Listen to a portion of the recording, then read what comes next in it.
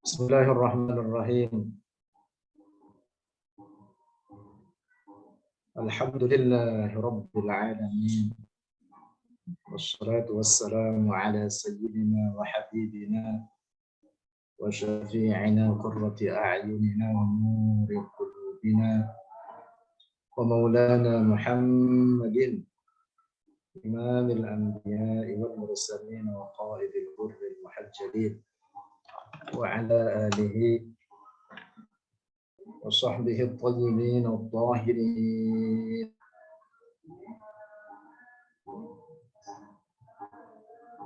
اللهم لا سهل إلا ما جعلته سهلا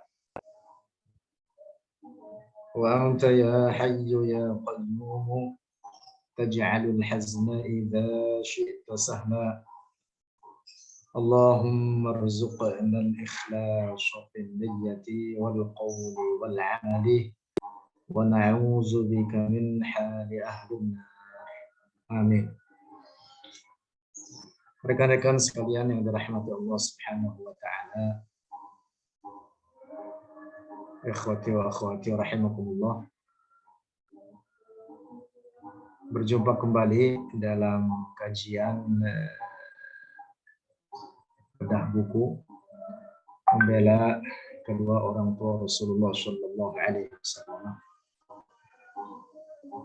Ini adalah pertemuan yang kesekian kalinya, entah ke-7 atau pertemuan yang sudah beberapa kali. Rekan-rekan yang mungkin ada yang masih baru bergabung saat ini, tidak ikut pada pertemuan sebelumnya, silahkan supaya komprehensif dan lengkap kajian apa yang kita kaji ini,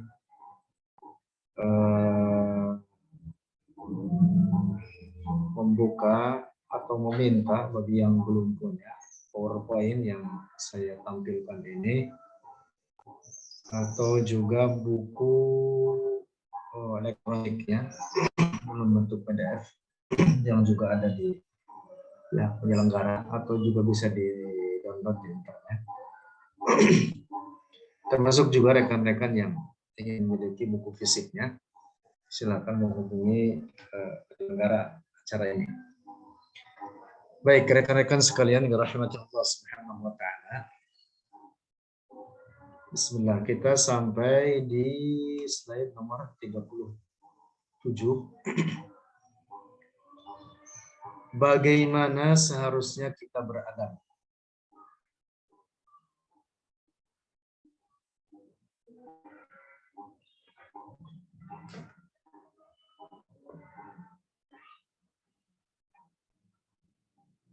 Nomor 1, Al-Imam Al-Qadhi Abu Bakar Ibn Al-Arabi suatu ketika ditanya tentang seorang yang mengatakan bahwa kedua orang tua Rasulullah Shallallahu Alaihi Wasallam termasuk penduduk neraka. A'udzubillah. Maka beliau Al-Qadhi Abu Bakar Al-Maliki Ibn Al-Arabi menjawab dengan mengutip firman Allah Subhanahu wa taala dari suratul Ahzab ayat 57. Beliau mengutip firman Allah mengatakan, innalladzina yu'zuna Allah wa rasulahu la'anahumullahu fid dunya wal akhirah wa a'adda lahum 'adzaban muhina. Sesungguhnya orang yang menyakiti Allah, yang dimaksud menyakiti artinya memusuhi Allah dan Rasulnya, tapi diungkapkan dalam ayat ini dengan al-iza, yu'zun, maka mereka dilaknat oleh Allah di dunia dan akhirat, dan Allah telah menyiapkan bagi mereka siksa yang hina. Dalam ayat ini tegaskan oleh Allah bahwa mereka dilaknat oleh Allah tidak hanya di dunia atau bahkan tidak hanya di akhirat saja, tapi di dunia dan di akhirat. Dan Allah telah menyiapkan bagi mereka adalah siksa yang sangat hina. Wa'adda lahum 'adzaban muhina. Lalu Abu Bakar Ibn Arabi berkata, dan tidak ada kata-kata buruk yang dapat menyakiti Rasulullah yang jauh lebih menyakitkan baginya daripada mengatakan bahwa kedua orang tuanya itu di neraka. Artinya itu termasuk kata-kata yang betul-betul menyakitkan Rasul.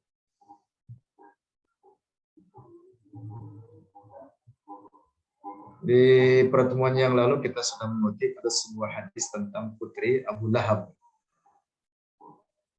yang seorang mukminah, seorang perempuan yang baik, beriman pada Allah, sahabiyah, termasuk daripada kalangan para sahabat dari kaum perempuan, datang menghadap Rasulullah, kemudian mengadu kepada Rasulullah karena ada sekelompok orang menyebutnya dengan seorang putri bahan bakar neraka. Maka Rasulullah marah besar. Abu Lahab yang nyata-nyata dicatat secara tekstual dalam Al-Quran, laknat terhadapnya, mati kafir, tabbat dengan turunnya surat Al-Lahab, tabbat yada abi lahab wa tabba ma aghna anhu maluhu ma kasab. Lalu putrinya dikatakan oleh sebagian orang saat itu sebagai putri dari seorang yang menjadi bahan bakar neraka. Rasulullah marah besar. Apalagi orang tua Rasulullah yang nyata-nyata tidak ada nas yang sharih menetapkan bahwa keduanya termasuk penduduk neraka. Maka sangat naif, sangat bodoh apabila ada orang kemudian dengan ngotot mengatakan kedua orang tua Rasulullah di dalam neraka. Di pertemuan yang lalu juga sudah saya sampaikan bahwa sebenarnya pembahasan ini bukan masalah pokok akidah. Artinya bahwa seorang mukmin kalaupun tidak mengetahui perihal keadaan kedua orang tua Rasulullah, maka itu tidak memberikan pengaruh pada keimanannya, tidak menjadi rusak imannya. Cukup dengan mengatakan Allahu a'lam pun umpamanya, itu menjadi keselamatan baginya. Nah, maka sangat naif, sangat bodoh orang yang seenaknya mengatakan kedua orang tua Rasulullah adalah penduduk neraka. Nauzubillah. Nah, inilah jawaban seorang ulama besar, ulama terkemuka, seorang ahli tafsir, ahli fikih. Al-Imam Al-Qadhi Abu Bakar Ibn Arabi ketika ditanya tentang sikap orang yang menuduh kedua orang tua Rasulullah sebagai penduduk neraka. Beliau mengutip ayat Al-Quran bahwa orang tersebut adalah orang yang dilaknat oleh Allah dan Rasulnya, dilaknat oleh Allah di dunia dan di akhirat. Auzubillah.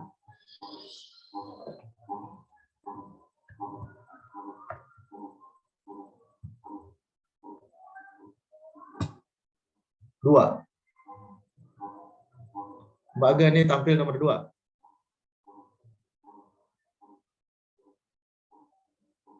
Halaman, Ustaz. Ya, halamannya. Ya, nomor halaman 38, nomor 2. Iya, Ustaz. Ya, tampil. Tampil, Ustaz. Sebuah hadis, nah ini yang barusan saya kutip, tapi minggu yang lalu sudah kita bahas. Sengaja saya ulang supaya merangkai gitu, dengan subjudul yang kita bahas, bagaimana seharusnya kita beradab kepada Rasulullah. 2. Sebuah hadis diriwayatkan oleh sahabat Abu Hurairah berkata, suatu ketika datang Subayyah, putri Abu Lahab, menghadap Rasulullah. Ia mengadu, wahai Rasulullah. Subayyah ini seorang perempuan beriman, sahabat Rasul dari kalangan perempuan. Sungguh orang-orang telah berkata kepadaku, engkau adalah anak atau putri dari bahan bakar neraka, yaitu Abu Lahab. Walaupun mungkin orang saat itu tidak hendak mencelanya, tidak hendak mencacinya.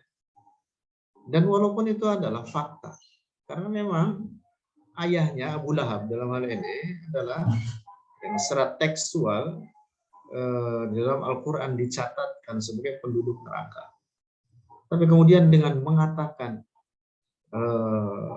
seperti itu, mengatakan putri dari seorang bahan bakar neraka, itu jelas-jelas menyakiti. Maka kemudian Rasulullah Shallallahu Alaihi Wasallam berdiri dalam keadaan sangat marah. Beliau berkata, mau apa orang-orang itu menyakitiku dengan jalan menyakiti para kerabat keluarga. Abu Lahab termasuk paman-pamannya Rasul.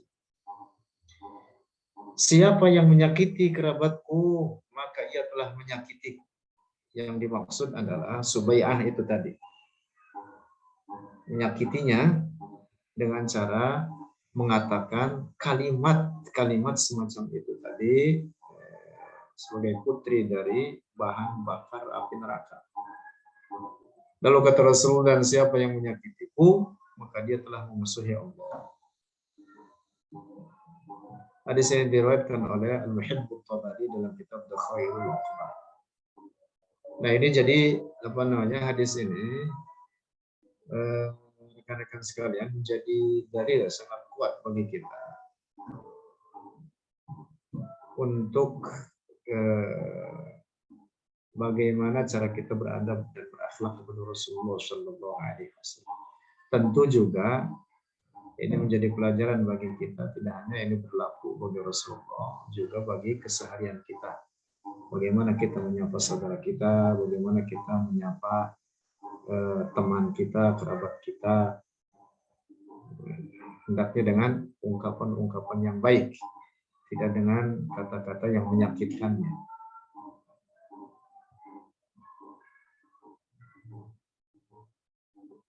Lanjut. Berikutnya,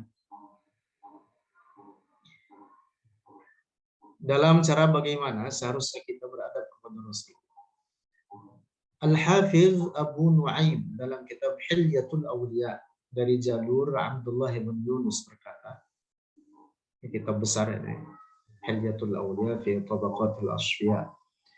Kami telah mendengar sebagian guru-guru kami menceritakan bahwa suatu ketika Khalifah Umar ibn Abdul Aziz didatangkan kepadanya seorang sekretaris yang telah siap untuk bekerja.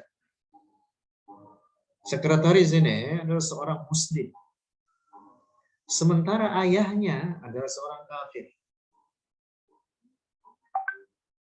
Maka Khalifah Umar berkata kepada orang yang membawa calon sekretaris tersebut, tidakkah sebaiknya engkau mendatangkan kepadaku anak-anak dari kaum muhajirin, yaitu anak-anak dari para sahabat Rasulullah, kaum muhajirin, yang jelas ayahnya mereka adalah orang-orang Islam, bahkan merupakan sahabat-sahabat terkemuka daripada sahabat Rasulullah. Tiba-tiba si calon sekretaris ini berkata, bukankah ayah Rasulullah sendiri seorang yang ... Al-Hafiz Abu Nu'aim berkata, ini namanya jumlah mu'taridah. Jadi ada selipan kalimat yang dibuat oleh Al-Hafiz Abu Nu'aim. Beliau mengatakan apa? Si calon sekretaris tersebut berkata-kata yang sangat keji. Sengaja tidak aku menuliskannya karena sangat buruk dan tidak beradab. Lihat.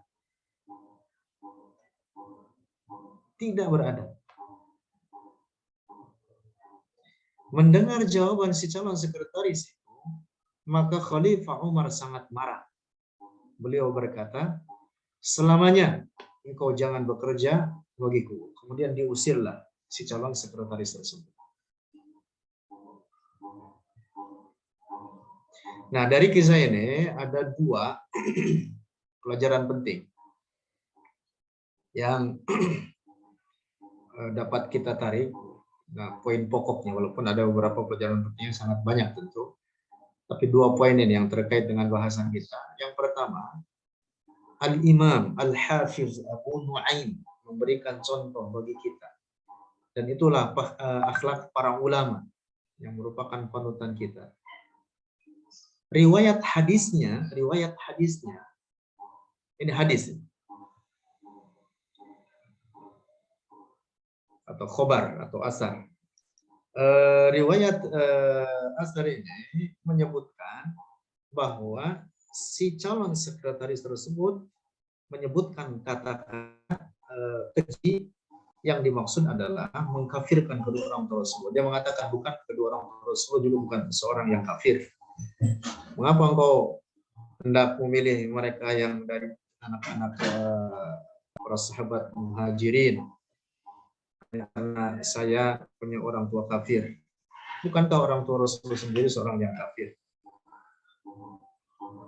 Nah, ungkapan ini oleh Al-Hafidz Abu Nu'aim sengaja dipotong. Maka beliau menulis titik seperti itu. Nah, dibuatlah kemudian kalimat Al-Hafidz Abu Nu'aim mengatakan si orang ini, si calon sekretaris ini mengatakan kata-kata yang sangat keji. Tidak layak saya ungkapkan dalam buku saya ini. Itu ada seorang ulama. Itulah yang harus kita contoh. Nah, yang pertama ya. Kemudian yang kedua, seperti yang kita lihat dari kisah ini, bahwa Umar, Khalifatul Rashid, Umar ibn Abdul Aziz, ini salah seorang khalifah dari Bani Umayyah, termasuk juga dari Al-Khulafaur Rasyidin. Beliau sangat marah dengan perkataan orang tersebut. Sehingga apa? Orang tersebut diusir, dikeluarkan. Dan tidak dipakai sama sekali tenaga. Sangat marah kepada orang tersebut. Nah, ini juga menjadi penegasan bagi kita bahwa kalimat semacam itu sangat-sangat tidak layak diungkapkan. Bagus orang tersebut tidak ditazir. Memang di dalam kisahnya tidak ditazir. Tapi cukup bahwa kemudian ia diusir oleh Khalifah Umar bin Abdul Aziz sebagai bukti bahwa itu kalimat yang diungkapkan olehnya adalah kalimat yang sangat buruk. Lanjut.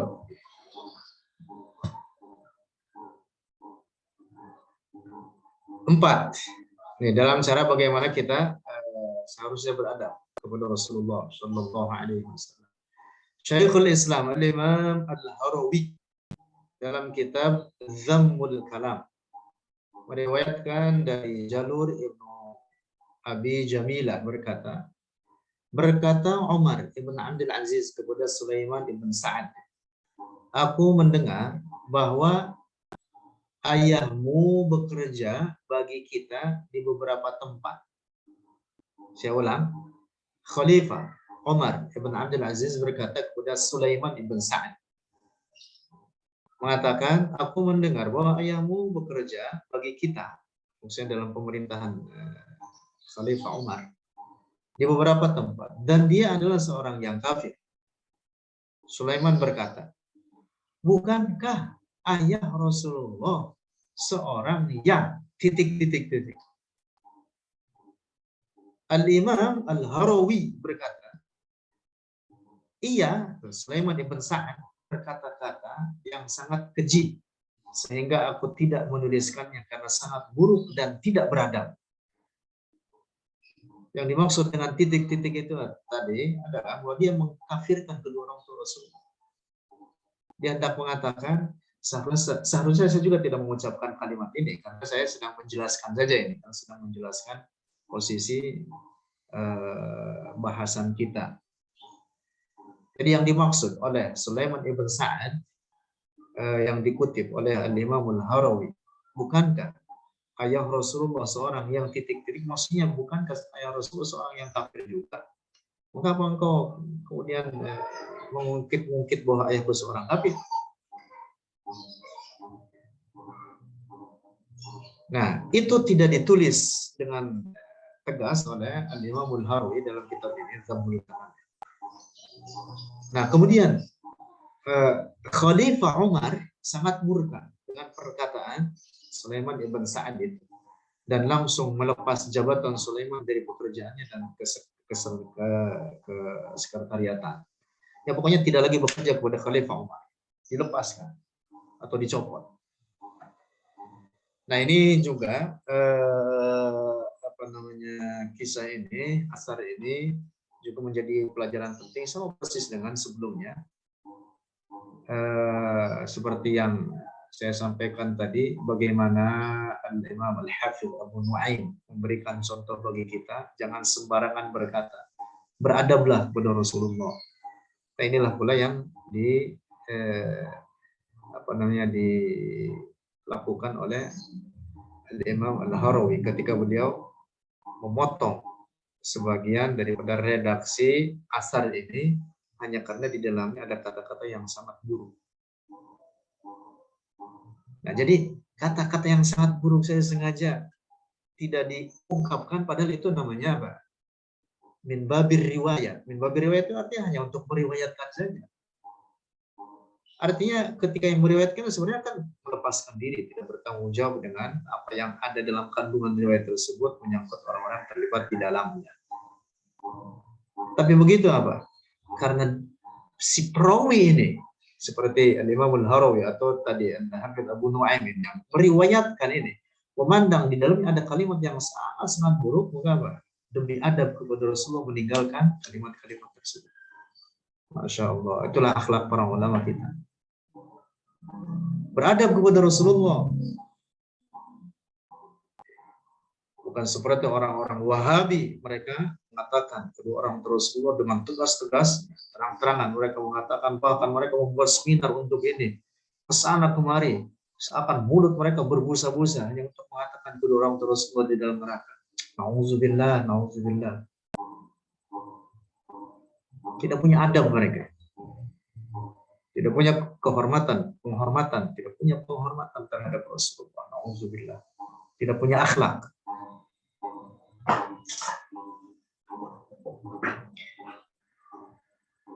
Lanjut.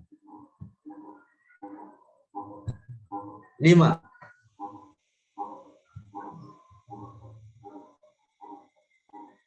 Al-Qadi Tajuddin As-Subki.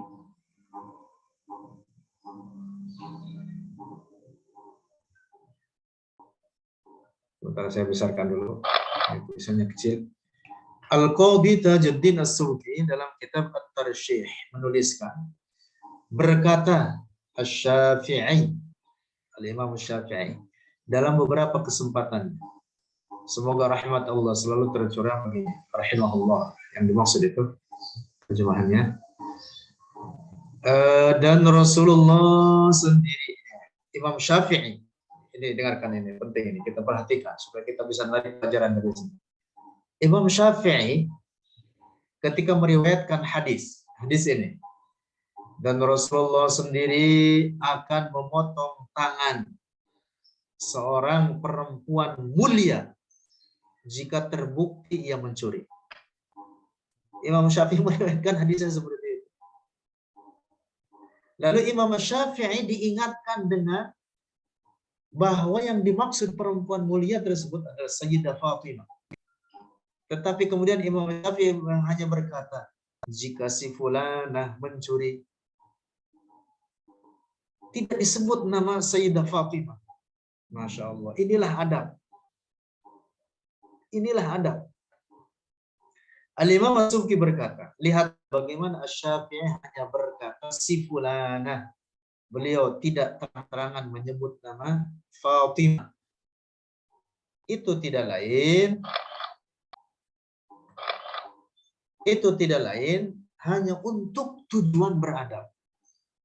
Walaupun sebenarnya Rasulullah sendiri dalam hadisnya menyebutkan secara tegas dengan nama putrinya tersebut. Lau anna Fatimata binta Muhammadin saraqat la qata'tu yadah. Redaksi hadisnya seperti itu. Tapi ketika Imam Syafi'i meriwayatkan hadis ini tidak menyebut Fatimahnya. Mengapa? Karena adab kepada putri Rasulullah. Ini terkait dengan apa? Dengan, coba kalau kita perhatikan bagaimana adabnya Imam Syafi'i. Padahal ini hanya terkait lau anna. Ada kata-kata lau anna Fatimah, seandainya. Ini padahal seandainya. Tapi begitu Imam Syafi'i di belakangnya, demi adab kepada putri Rasulullah, beliau tidak menyebut namanya. Beliau hanya menyebutkan seorang perempuan mulia. Ketika diingatkan, tidak merubah juga. Beliau hanya mengatakan si fulana.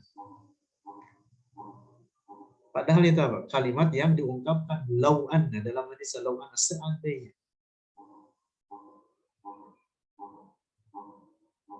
Nah, karena itu ada semacam kaidah. Ini ditulis oleh Al-Imam Tajuddin As-Subki. Sesuatu yang layak diungkapkan oleh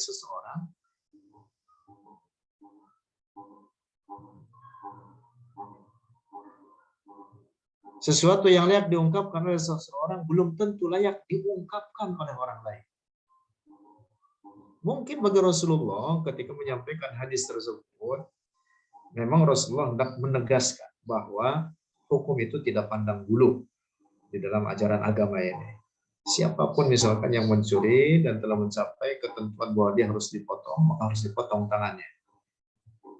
Telah mencapai nisabnya. Ya, ada ketentuan dan syarat untuk itu. Kalau itu terpenuhi, ketentuan tersebut, syarat-syarat terpenuhi, nah siapapun dia harus dipotong. Nah, bagi Rasulullah tentu itu hendak menegaskan itu sebuah ajaran. Tapi kemudian bagi Imam Syafi'i, Imam Syafi'i memandang wadinya tidak layak untuk mengatakan Sayyidah Fatimah dalam mengutip hadis ini. Karena demi adab kepada Sayyidah Fatimah. Ini kaidah diungkapkan oleh Imam Tajuddin As-Subki. Nah, jadi rekan-rekan sekalian, sebenarnya dari kisah ini pun ada banyak sekali pelajaran yang dapat kita petik. Bagaimana seharusnya kita beradab kepada Rasulullah, kepada kedua orang tua Rasulullah. Kedua orang tua Rasulullah itu orang Rasulullah dicintai. Dicintai, bagaimana tidak dicintai? Dicintai keduanya.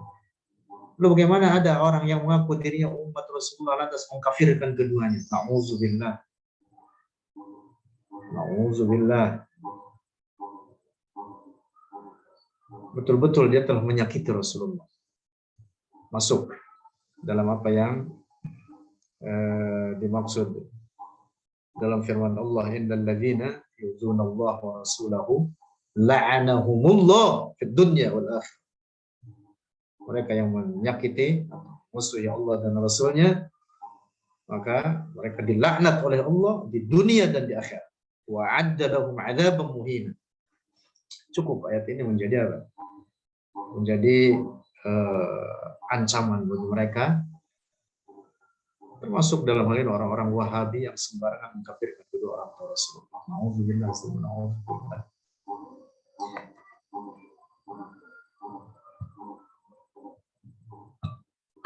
Lanjut. Al-Hafidz As-Suyuti berkata. Ini nomor 6 dapat dilihat agak.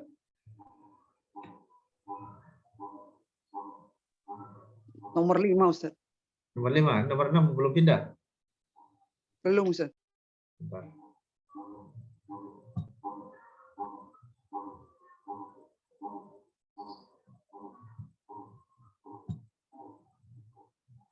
Ada nomor 6. Siap, Ustaz. Al-Hafidz As-Suyuti berkata, adab seperti itulah yang juga telah dipraktekkan oleh Al-Imam Abu Dawud, menulis kitab Sunan Abi Dawud. Dalam kitab Sunan beliau menuliskan sebuah hadis terkait dengan keadaan Abdul Muttalib. Hanya karena tujuan adablah beliau tidak banyak bicara. Ya, tidak banyak bicara perihal keadaannya. Hadis itu sendiri lebih lengkapnya telah diriwayatkan dalam Musnad Ahmad dan Sunan An-Nasai. Dan Abu Daud bukan tidak mengetahui rincian hadis tersebut. Bahkan dalam Sahih Bukhari jelas Rasulullah mengatakan bahwa Abu Thalib itu mati dalam keadaan kufur. Tapi Abu Daud tidak terlalu banyak mengomentari hadis tersebut. Sebenarnya catatan-catatan semacam ini merupakan pelajaran. Ini kata Al-Imam Suyuti. Sebenarnya catatan-catatan semacam ini merupakan pelajaran dan petunjuk penting yang telah dicontohkan oleh para imam terkemuka bagi kita semua, agar kita tidak mudah berkata-kata buruk dalam menghukumi moyang-moyang Rasulullah, karena kita harus menjaga adab terhadap mereka. Itu kesimpulan Al-Imam Jalaluddin As-Suyuti. Ini dikutip oleh beliau dalam Masalikul Hulfa fi Najati Walidayil Mustafa. Al-Imam As-Suyuti sampai menulis lebih dari 5 risalah, seperti yang saya sampaikan di pertemuan-pertemuan kita sebelum ini. Yang keseluruh risalah tersebut adalah membela kedua orang tua Rasulullah Shallallahu Alaihi Wasallam.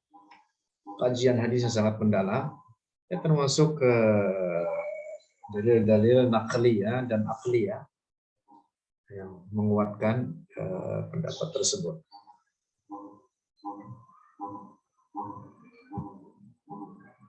Penutup, kesimpulan dan renungan. Tapi ini masih panjang juga ini. Kita punya 55 slide. Ini sudah penutup tapi masih di halaman 43. Cukup insyaallah, mudah-mudahan hatam hari ini. Penutup, kesimpulan dan renungan bahwa kedua orang tua Rasulullah termasuk ahlul fatrah, yaitu zaman yang vakum dari kenabian. Allah berfirman dalam suratul Maidah ayat 19, wahai para ahli kitab telah datang, ya ahli kitab, qad ja'akum minallahi, ayat 19.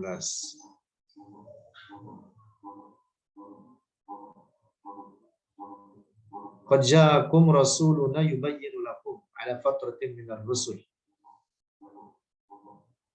Juga firman Allah, supaya engkau wahai Muhammad, ini ayat di atas tadi menjelaskan bahwa Rasulullah datang ke umat manusia dalam keadaan apa? Zaman fatrah, di mana sebelum Rasulullah dilahirkan vakum dari kenabian.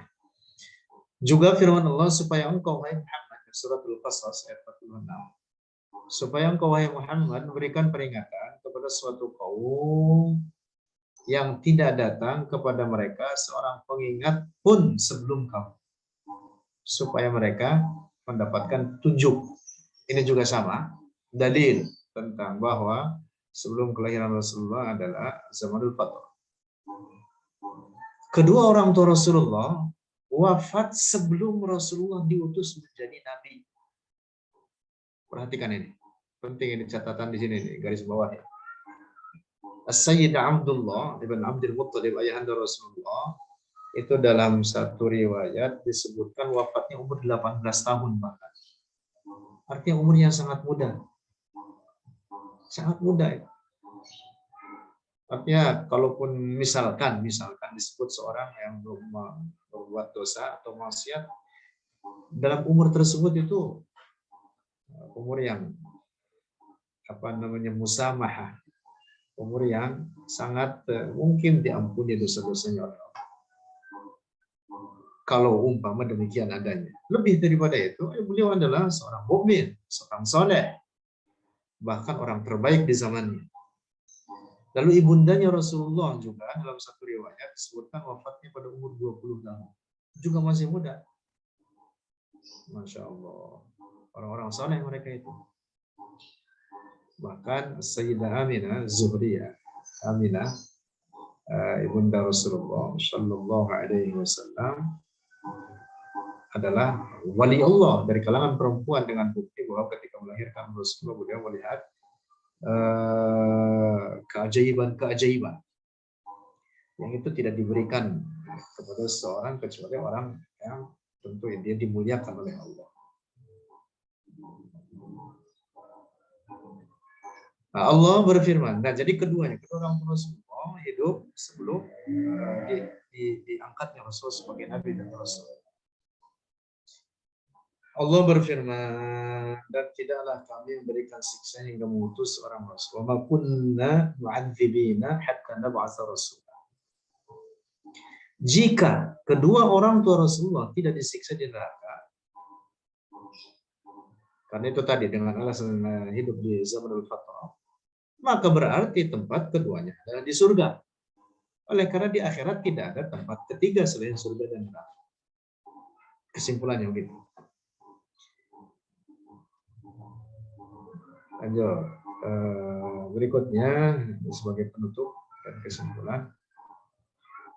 Allah berfirman, dan pasti Tuhanmu memberikan kepadamu, wahai Muhammad, satu pemberian sehingga engkau ridho. Surat Ad-Duha ayat 5, wala sawfa yu'tika rabbuka fatarda. Bagi seorang yang berakal, untuk akal pun akal sehat itu, bukan berarti tidak sehat. Tentu ia mengetahui bahwa Rasulullah ridho dengan segala sesuatu yang telah diridhoi oleh Allah. Wala sawfa yu'tika rabbuka fatarda. Perhatikan, Rasulullah tidak ridho jika kedua orang tua beliau masuk ke dalam neraka. Maka berarti Allah, kesimpulan bagi kita ya, juga tidak meridhoi perkara tersebut. Karena apa yang menyedihkan Rasulullah tidak akan diberikan oleh Allah. Apa yang menyenangkan bagi Rasulullah itulah yang diberikan oleh Allah. Ini makna firman Allah, wala sawfa yu'tika rabbuka fatarda. Karena itulah Sayyidah Aisyah berkata kepada Rasulullah, ala rabbaka yusari'u fi hawaka ara rabbaka yusari'u fi hawaka. Aku melihat atau aku mengetahui atau aku meyakini bahwa Allah senantiasa merestui segala apapun yang kau inginkan. Apa yang kau inginkan diberikan bagimu, ya Rasulullah. Rasulullah adalah ahabbul khalqi ilallah. Makhluk Allah yang paling dicintai oleh Allah. Tentu Allah tidak memberikan sesuatu yang akan menyakiti hatinya. Nah, karena itu maka para ulama kita, sebagian ulama di tafsir terkait surat Ad-Duha ayat 5 ini mengatakan bahwa ini disebutnya arjal ayat. Artinya puncak harapan bagi Rasulullah. Pokoknya apapun yang diinginkan oleh Rasulullah diberikan oleh Allah.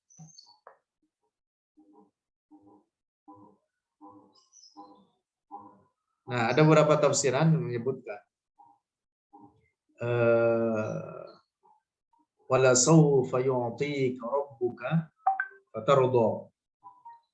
Menyebutkan bahwa yang dimaksud dengan ini adalah, dengan ayat tersebut adalah syafa'ah. Salah satu tafsirannya, dan ini populer tafsiran ini, di mana Rasulullah sangat-sangat menginginkan keselamatan bagi umatnya di akhirat nanti. Nah, maka Rasulullah diberi karunia besar dengan adanya syafaat yang diperuntukkan bagi umatnya. Nah, sekarang kalau umatnya saja oleh Rasulullah sangat diharapkan bahwa mereka selamat di akhirat, masa orang tuanya didiamkan oleh Rasulullah? Nah, karena itu ada sebuah bait syair, ini tambahan sedikit. Bait syair yang dibuat oleh penyair Rasulullah, yaitu sahabat terkemuka bernama Hassan ibn Thabit, penyairnya Rasulullah, yang sampai Rasulullah berkata kepada beliau, Ugzu ya Hassan wa Jibrilu ma'ak. Perangilah wahai Hasan orang-orang kafir itu dengan bait-bait syairnya, karena kuat sekali bait-bait syairnya. Wa Jibrilu ma'ak, dan Jibril akan membelamu. Nah, di antara bait syair yang sangat populer dituliskan oleh sahabat Rasulullah ini, sahabat Hassan ibn Thabit, beliau mengatakan, dan ini sering dibaca oleh sebagian saudara-saudara kita yang terutama gemar membaca maulid-maulid Nabi atau bait-bait syair dalam ungkapan salawat kepada Rasulullah Shallallahu Alaihi Wasallam dan tawassul dengannya. Nah, bait syair ini disebutkan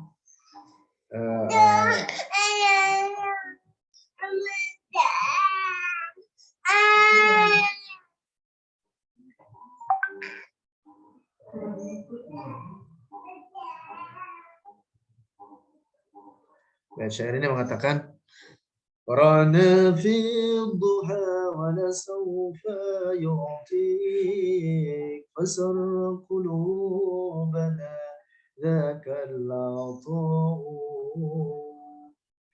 Qara'na fi dhuha. Qara'na kami telah membaca dalam surat Ad-Duha. Ad-Duha wal laili idza sajada dan seterusnya. Ada firman Allah wa la sawfa yu'tika rabbuka fatarda. Qara'na fi dhuha wa la sawfa yu'tik. Fasarra qulubana dzakal 'ata'u. Fasarra qulubana, maka menjadikan gembira terhadap hati kami dzakal 'ata'u, oleh pemberian itu, karunia tersebut. Karunia yang diberikan oleh Allah kepada Rasul. Mengapa? Karena dengan karunia tersebut kita umat Rasul menjadi terselamatkan. Masya Allah, Masya Allah. Kemudian Imam Hasan bin Sabit, sahabat Hasan bin Sabit mengatakan apa? Hasyaka ya Rasulullah tarda wa fina man yu'adzabu aw yusa'u khuliqta mubarra'an min ghairi 'aibin ka'annaka qad khuliqta kama tasha'u. Masya Allah, ini populer ini bait-bait syair ini. Hasyaka ya Rasulullah, tidak mungkin kau wahai Rasulullah. Hasyaka ya Rasulullah, tidak mungkin engkau wahai Rasulullah apabila di antara kami ini ada orang yang nanti disiksa di akhirat dan kau diam saja. Wa fina man yusa'u aw yu'adzabu. Wa fina man yu'adzabu aw yusa'u. Masya Allah. Betapa besar cinta Rasulullah pada umatnya ini. Seluruh umat ini seandainya disatukan kecintaan mereka, orang-orang mukmin, para pecinta Rasulullah, yang bahkan telah mencapai puncak tertingginya dalam kecintaan mereka kepada Rasulullah, untuk mereka dihimpunkan, tidak akan berbanding dengan cinta Rasulullah kepada mereka semua. Sangat jauh. Masya Allah, sangat jauh. Betapa besar cinta Rasulullah kepada umatnya ini. Nah, dari sini seharusnya kita ngaca. Pantas tidak orang muslim mengaku dirinya muslim, mengaku dirinya umat Rasulullah, mengatakan bahwa kedua orang terus masuk neraka. Nauzubillah. Ini orang nggak punya akal namanya. Tidak punya adab pada Rasulullah. Nauzubillah. Nah, maka setiap pertemuan saya menyampaikan kepada rekan-rekan sekalian, waspadai ajaran Wahabi, waspadai ajaran Wahabi. Perusak mereka itu. Tidak hanya pada bab ini saja, lebih parah lagi mereka menyebarkan aqidatut tasybih di kalangan umat Islam. Aqidah tajsim, merusak umat Islam, merusak akidah umat Islam. Dan pada bab ini, tema yang kita bahas ini adalah hanya sebagian kecil dari kerusakan mereka.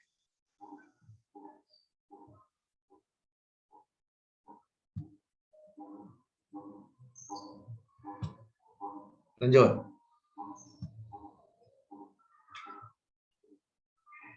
3. Masih pada sub ini, sub penutup. Allah berfirman, dan perpindahanmu, wahai Muhammad, di antara orang-orang ahli sujud. Dalam Quran surat Asy-Syu'ara ayat 219, wa taqallubaka fis sajidin. Lihat ini, wa taqallubaka fis sajidin. Ini artinya ayat ini seperti penafsiran para ulama, perpindahan Rasulullah berasal dari orang-orang ahli sujud kepada ahli sujud lainnya. Terus turun-temurun demikian. Dari mulai Nabi Adam alaihi salam hingga kepada Abdullah ibn Abdul Muttalib, ayahanda Rasulullah. Sebagaimana pemahaman ini diriwayatkan dari sahabat Abdullah ibn Abbas. Ingat ini, yang meriwayatkan ayat ini dengan pemahaman demikian sahabat Rasulullah sendiri, yaitu Abdullah ibn Abbas, yang notabene adalah terjumanul Quran. Seorang sahabat yang nisan Rasulullah, yang mendapatkan doa spesial dari Rasulullah, wafaqihum fid din wa 'allimhu ta'wil. Jadi ayat ini dalil bahwa moyang Rasulullah dari atas turun-temurun sampai kepada ayahanda Rasulullah ada semuanya ahli sujud. Wa taqallubaka fis sajidin. Mereka semua adalah orang-orang mukmin. Bahkan mereka semua adalah orang-orang pilihan pada zamannya masing-masing. Karena itulah para ahli tahqiq di kalangan ahli tafsir dan ahli sejarah mengatakan bahwa Azar adalah paman Nabi Ibrahim. Sementara nama ayahnya adalah Taruh. Dalam salah satu pendapat, atau para sejarawan ada yang mengungkapkan pendapat seperti ini. Dan mereka juga mengatakan bahwa firman Allah, wa idz qala Ibrahim li abihi Azar, adalah dalam makna metafor. Kemarin sudah kita, atau majaz, kemarin sudah kita bahas bahwa dalam bahasa Arab itu kadang kata ab itu berlaku bagi apa? Al-am, bagi paman. Sebagaimana paman menyebut kepada keponakan biasa dengan mengatakan ibni, anakku. Dalam bahasa Arab itu biasa diungkapkan seperti itu. Alangkah baik dan benar apa yang telah dikatakan oleh Al-Busiri. Lam tazal fi dhamairil qawni takhtaru dhalikal ummahat wal aba. Engkau wahai Muhammad, wahai Rasulullah, senantiasa berpindah di antara kandungan dari ibu dan para ayah yang terpilih mereka semua. Takhtar dhalikal ummahat wal aba. Allahu Akbar. Maka tulisan Al-Busiri ini, makna tulisan Al-Busiri ini bahwa Rasulullah senantiasa berpindah dari rahim perempuan kepada perempuan yang lain, turun antar moyangnya, dari mereka yang merupakan perempuan-perempuan pilihan dan dari mereka yang merupakan ayah-ayah pilihan. Itu yang disabdakan oleh Rasul dalam hadis. Astafani min Bani Hashim. Kemarin sudah kita bahas terkait hadis ini dan cukup panjang. Nanti silakan dikoreksi kembali atau dilihat kembali. 4. Allah berfirman, tidaklah kami mengutusmu wahai Muhammad kecuali sebagai rahmat bagi seluruh alam. Ini populer ayat ini, wa ma arsalnaka illa rahmatan lil alamin.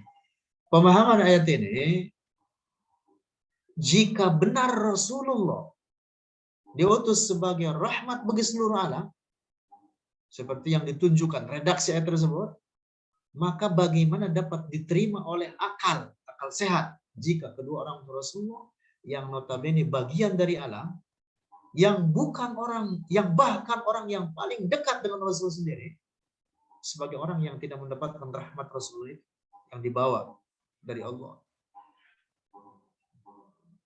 Belum lagi itu dikuatkan bahwa Rasulullah diangkat menjadi nabi setelah keduanya wafat.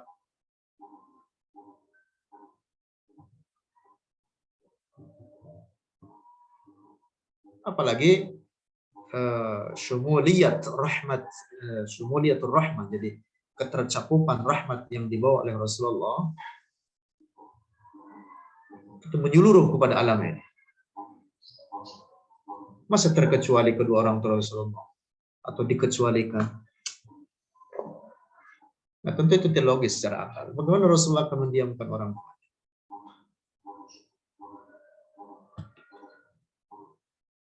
Yang paling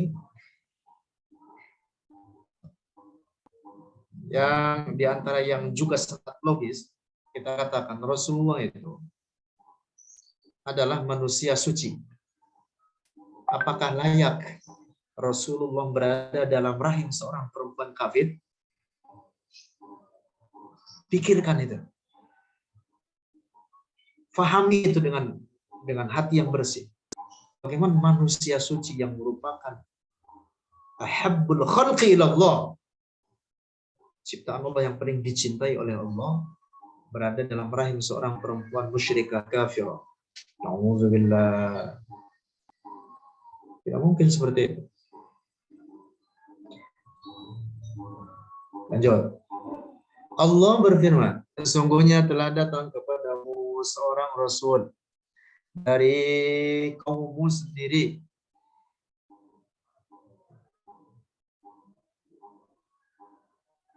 Laqad ja'akum rasulun min anfusikum azizun 'alaikum, berat terasa olehnya penderitaanmu, sangat menginginkan keimanan dan keselamatan bagimu, amat belas kasihan lagi kasih sayang terhadap orang-orang mukmin. Masya Allah, itu sifatnya Rasulullah. Ini ayat kalau diselami dengan baik, orang tidak akan sembarangan mengkafirkan kedua orang tua Rasulullah. Kandungan ayat ini menunjukkan puncak kesempurnaan cinta Rasulullah kepada umatnya. Ayat ini menunjukkan bahwa Rasulullah sangat mengkhawatirkan umatnya jatuh dalam perbuatan maksiat, apalagi dalam kekufuran. Afa immata aw qutila anqalabtum ala aqabikum. Rasulullah sangat mengkhawatirkan umatnya ini jatuh kembali dalam kekufuran. Bahkan juga Rasulullah mengkhawatirkan mereka jatuh dalam perbuatan maksiat. Karena maksiat adalah sebab dari adanya siksa. Dan siksaan terhadap kalian sangat terasa berat bagi Rasulullah. Seorang yang berakal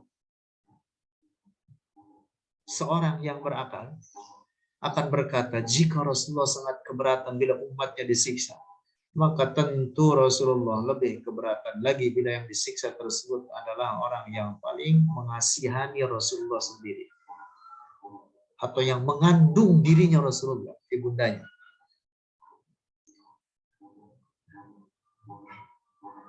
Allah melarang umat Rasulullah untuk berbuat maksiat karena itu akan memberatkan diri Rasulullah dengan adanya siksaan terhadap mereka. Jadi Rasulullah sangat mencintai umatnya. Maka bagaimana mungkin Allah ridho bahwa kedua orang tua Rasulullah berada dalam neraka, yang itu akan menjadikan Rasulullah sangat keberatan, tidak diinginkan olehnya. Sayyidah Aisyah mengatakan tadi apa? Ara rabbaka yusari'u fi hawaka. Masya Allah, Masya Allah. Lanjut. 6. Allah berfirman, tidaklah kami menurunkan Al-Quran agar supaya engkau sengsara. Allah anzalna Al-Quran. Ayatnya anzalna alaika Al-Quran litashqa illa tadhkiratan liman yakhsha. Metode pengambilan dalil, wajah al-istidlal daripada ayat ini sama dengan poin kelima di atas, yaitu bahwa dalam ayat ini Allah berjanji bahwa turunnya Al-Quran sama sekali bukan untuk menjadikan Rasulullah susah dan sengsara. Seandainya Al-Quran telah turun sementara Rasulullah tetap dalam keadaan sedih karena kedua orang tuanya masuk ke neraka, maka berarti sia-sialah janji Allah dalam surat Thaha ini. Thaha ma anzalna 'alaika al-Qur'an litashqa.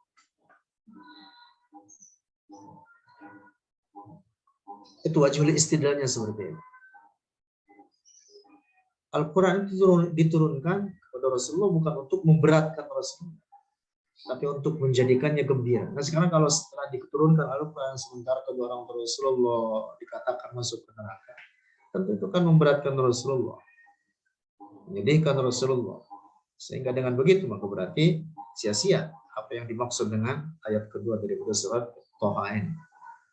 Ma anzalna 'alaikal Qur'ana litashqa illa tadhkiratan liman yakhsha. Lanjut. 7.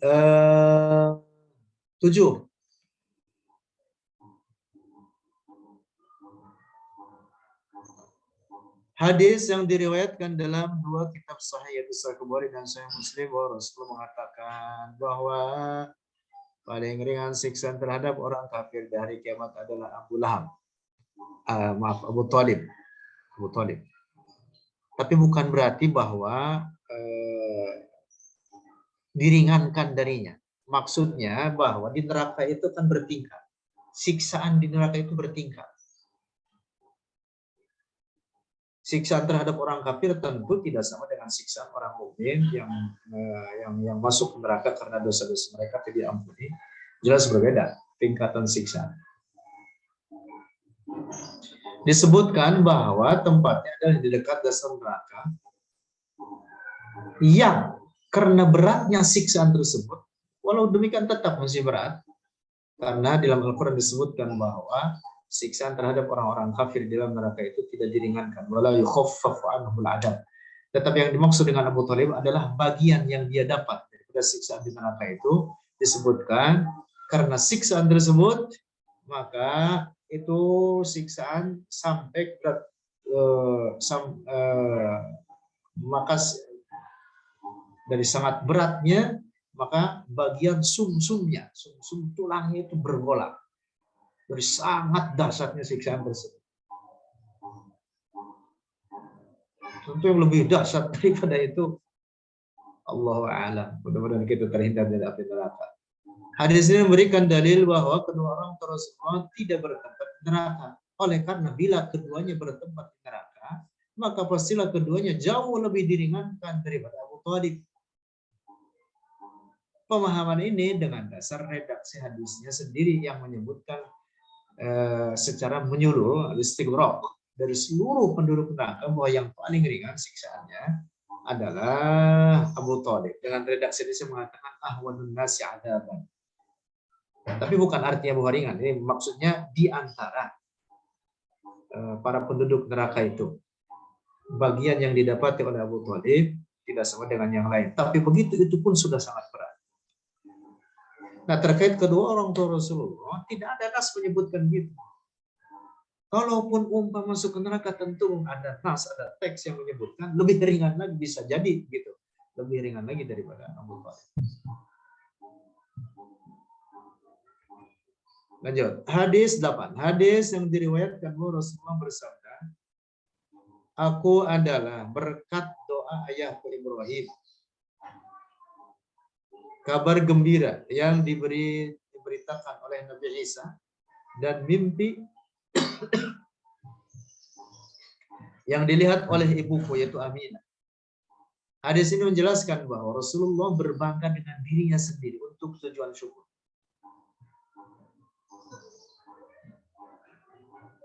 Kata Rasulullah bahwa dirinya itu siapa? Dirinya adalah da'watu Ibrahim, adalah doa Nabi Ibrahim. Hasil doa Nabi Ibrahim, di mana Nabi Ibrahim mohon kepada Allah supaya apa? Memiliki keturunan yang menjadi para pemuka. Wa bisyaratu Isa, dan aku ini adalah orang yang dikabarkan oleh Isa akan kedatangannya. Dan bahkan Rasulullah itu tidak hanya oleh Nabi Isa, sudah diberitakan oleh nabi-nabi terdahulu akan kedatangannya. Bahkan sebelum penciptaan Nabi Adam, Rasulullah itu sudah populer di surga.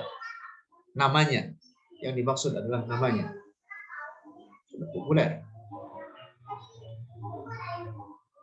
Wa ru'ya, dan aku ini adalah mimpi yang dilihat oleh ibuku, Aminah. Artinya Rasulullah dengan mengungkapkan 3 ungkapan ini adalah untuk berbangga diri.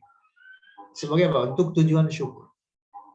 Nah, wajah istidlal, metode pengambilan dari hadis ini adalah bahwa tidak mungkin Rasulullah berbangga dengan kecuali dengan mimpi seorang ibu yang beriman. Baru ya ummi Aminah.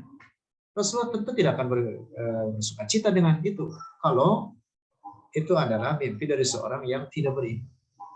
Nah, jadi hadis ini memberikan pemahaman bahwa ibunda Rasulullah adalah seorang mukminah. Tentu kalau dia bukan mukminah, Rasulullah tidak akan berbangga dengan mengatakan ungkapan beliau dalam hadis ini. Nah, hadis ini diriwayatkan oleh banyak para ulama. Nanti silakan dibaca lanjutannya. Kemudian slide berikutnya 9.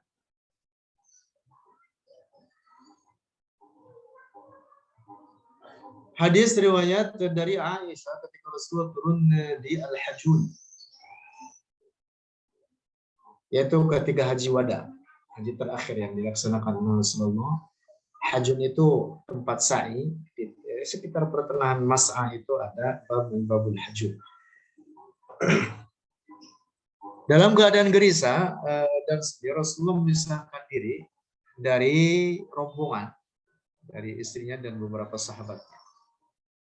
Rasulullah kemudian setelah itu mendatangi Aisyah, lalu Rasulullah berkata, aku telah minta kepada Allah supaya dia menghidupkan kembali ibuku. Maka dia, Allah menghidupkannya kembali. Dan ibuku telah beriman kepadaku. Kemudian Allah mematikannya kembali. Hadis. Adapun keimanan ayahanda Rasul, yaitu juga dengan hadis yang telah kita sebutkan. Oleh karena tidak dapat dibenarkan pendapat yang memisahkan antara keduanya, antara ibunya dan ayahnya. Karena itu Al-Qurtubi menyebutkan bahwa Allah telah menghidupkan kedua orang tua Rasulullah, dikubur keduanya, dan lalu keduanya beriman kepada Rasulullah. Setelah itu kemudian diwafatkan kembali.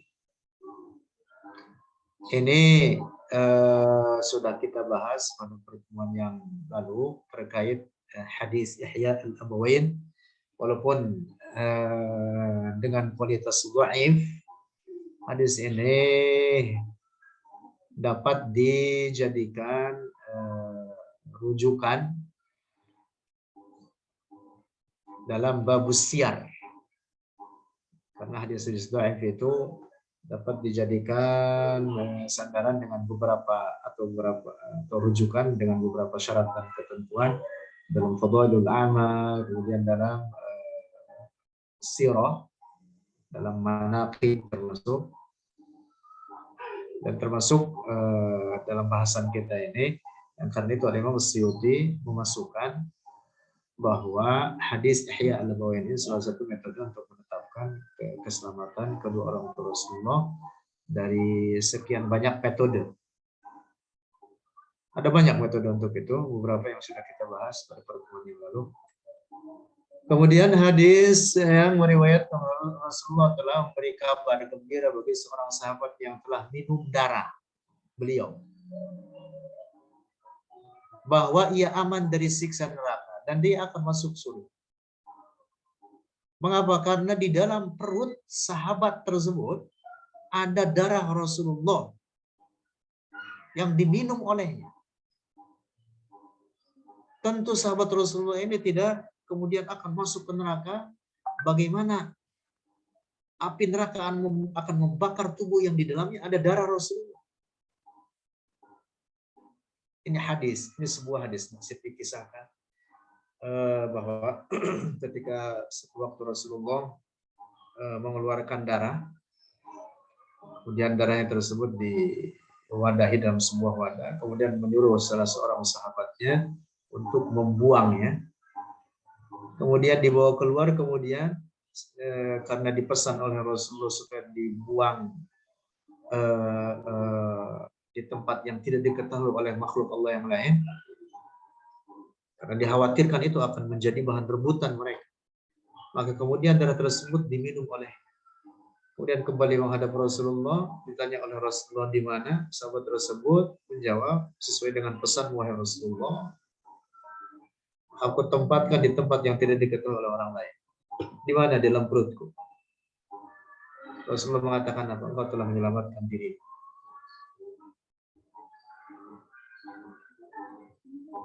Apalagi ibunda Rasulullah. Ini pahami dari sini, pahami. Apalagi ibunda Rasulullah yang mengandung Rasulullah. Demikian pun ayahanda Rasulullah.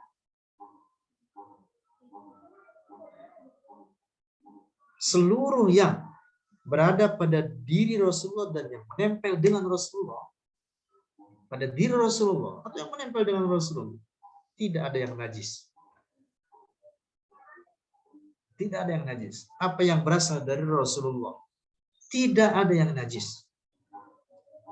Termasuk ketika Rasulullah berada dalam rahim ibundanya, tentu rahim tersebut adalah bukan rahim yang najis. Kalau dia berasal dari rahim seorang perempuan yang musyrikah, disebutnya najis. Innamal musyrikuna najas.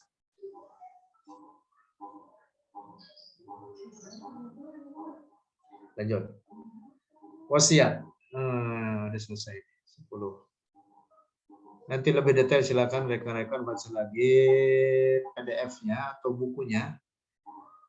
Seingat saya di sana jauh lebih padat dan lebih banyak dalil-dalil terkait apa yang kita bahas ini. Karena yang saya kutip ini hanya beberapa bagian saja. Hanya untuk menjadi semacam sampel. Tapi mudah-mudahan ini dapat mewakili.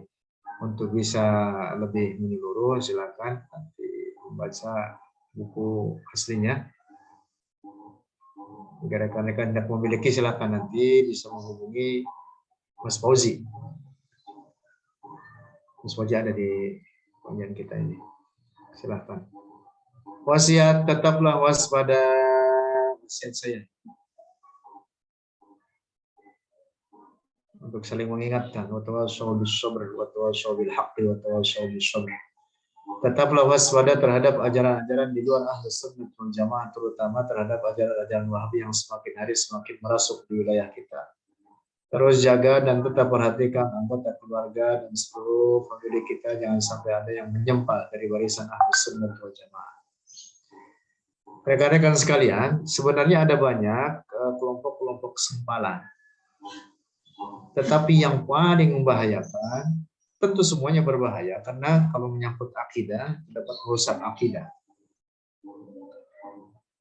Dapat sangat fatal akibatnya, kalau menyangkut akidah. Nah, permasalahannya dari Wahabi itu, karena mereka datang kepada umat Islam dengan membawa jargon Al-Quran, membawa jargon Sunnah. Mereka bahkan kadang menawarkan dirinya Ahlus Sunnah. Kami juga Ahlus Sunnah. Tentu ini bagi orang awam sangat riskan, sangat riskan, sangat berisiko. Nah, maka perhatikan, jangan sampai menyempal dari barisan Ahlus Sunnah wal Jamaah. Ikuti apa yang menjadi akidah dan ajaran mayoritas umat Islam, apa yang telah diyakini mayoritas umat Islam di masa-masa lampau orang tua kita, kakek nenek kita, turun-temurun dari para ulama kita, dari para sahabat, dari Rasulullah. Nah, ini kunci keselamatan bagi kita yang mudah. Ikuti apa yang menjadi mayoritas umat Islam dalam akidah dan hukum-hukum al-aqidah wal ahkam. Jangan ikuti kelompok-kelompok sempalan. Wallahu a'lam bishawab. Silakan nanti ikut bergabung di grup Facebook Akidah Ahlus Sunnah wal Jamaah. Allah ada tanpa tempat. Atau silakan juga berkunjung ke blog kita @isnadi-hikmah. Ini adalah pertemuan terakhir kita. Saya kira beberapa kali pertemuan sampai saat ini. Saya sudah menyelesaikan apa yang menjadi tugas saya untuk mungkin saya sampaikan, walaupun mungkin dalam secara verbal seperti ini tidak mewakili keseluruhan apa yang saya tulis atau saya tuangkan di buku. Mudah-mudahan apa yang saya perbuat ini dapat menjadikan kita semua orang-orang yang berada dalam lingkaran kecintaan sejati kepada Rasulullah Shallallahu Alaihi Wasallam. Dan mudah-mudahan ini menjadi penyebab bagi saya, keluarga, dan para hadirin rekan-rekan sekalian untuk dapat meraih syafaat Rasulullah di akhirat nanti. Mudah-mudahan kita betul-betul diakui oleh Rasulullah sebagai umatnya, sebagai golongannya, mendapatkan syafaatnya. Amin ya rabbal alamin. Bijahin Nabi Muhammadun Taha amin. Wallahu a'lam bishawab. Assalamualaikum warahmatullahi wabarakatuh.